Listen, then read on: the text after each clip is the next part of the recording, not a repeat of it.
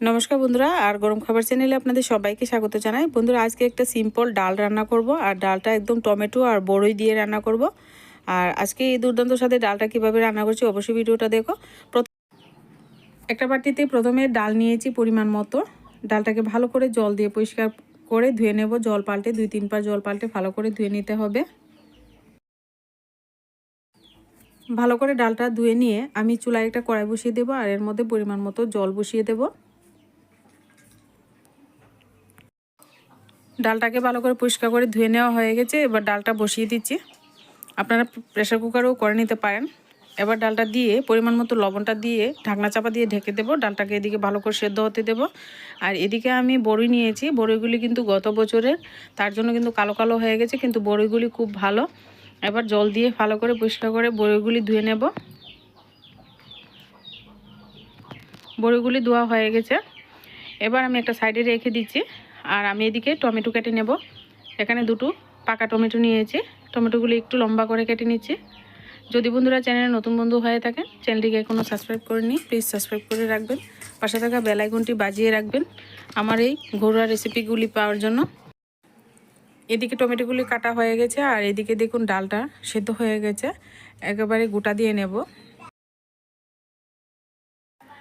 এবার কিন্তু ডালটাকে ভালো করে একদম ফিনিশ করে নেব। এবার আমি ডালটাকে ভালো করে ঘুটা দিয়ে নিয়েছি একদম মসৃণ করে। এর মধ্যে 4-5টা চেরা কাঁচা লঙ্কা, পরিমাণ মতো একটু হলুদ গুঁড়ো আর টমেটোগুলি দিয়ে দেব। একই সঙ্গে কিন্তু বড়িগুলিও দিয়ে দেব। আর ডাল রান্নাটা খুব সহজ। আর এই সিজনে কিন্তু এইরকম টক ডাল রান্না করে অবশ্যই আপনারা খেতে পারেন। দারুণ মুখে রুচিও আসবে। তো এবার বড়িগুলি দিয়ে দিচ্ছি। দিয়ে এখানে ডালটাকে আরও কিছুক্ষণ ফুটিয়ে নেব। এবারে এখানে পরিমাণ মতো চিনি দিয়ে দিচ্ছি। টক ডালের রেসিপিতে একটু চিনি না দিলে ভালো লাগে না, তার জন্য ছোটো চামচে 2 চামচ চিনি দিয়ে দিলাম। এটা একটু টক টক একটু মিষ্টি মিষ্টি লাগবে, ভালো লাগবে।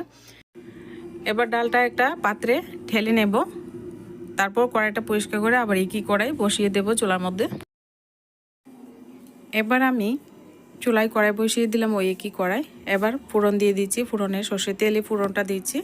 আর এখানে তেজপাতা, শুকনো লঙ্কা ফোড়নে দিয়ে দিচ্ছি। ফোড়নটা ভালো করে লাল লাল করে ভেজে নিয়ে এখানে পরিমাণ মতো রসুন দিয়ে দিচ্ছি। আর রসুন আমি এখানে থেতো করে নিয়েছি। রসুনটা ভালো করে এবার থেতো করে নিয়ে এইভাবে ফোড়নে দিয়ে দিচ্ছি। এবার ফোড়নটা ভালো করে হয়ে গেলে এখানে ডালটা দিয়ে দেব। আপনারা এখানে সর্ষে ফোড়নে দিতে পারেন। টক ডাল কিন্তু সর্ষে ফোড়নও করা যায়। আমি এটা কিন্তু রসুন দিয়ে করে থাকি, তার জন্য রসুন দিয়ে করলাম। এবার আস্তে আস্তে করে ডালটা ঢেলে দেব, যাতে উপরে গায়ে না ছিটকে পড়ে। তো এবার ভালো করে ডালটাকে আরও একটু জাল করে নেব। তারপর কিন্তু ডাল সম্পূর্ণ রেডি হয়ে যাবে। বন্ধুরা, এই ডাল রান্নাটা কেমন লেগেছে অবশ্যই কমেন্ট করে জানাতে ভুলবেন না।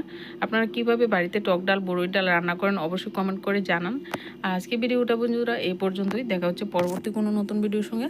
ততক্ষণে আপনারা সবাই ভালো থাকবেন, সুস্থ থাকবেন। ডালটা নামিয়ে পরিবেশন করে নিলাম। দেখুন কতটা লোভনীয় আর সুন্দর হয়েছে।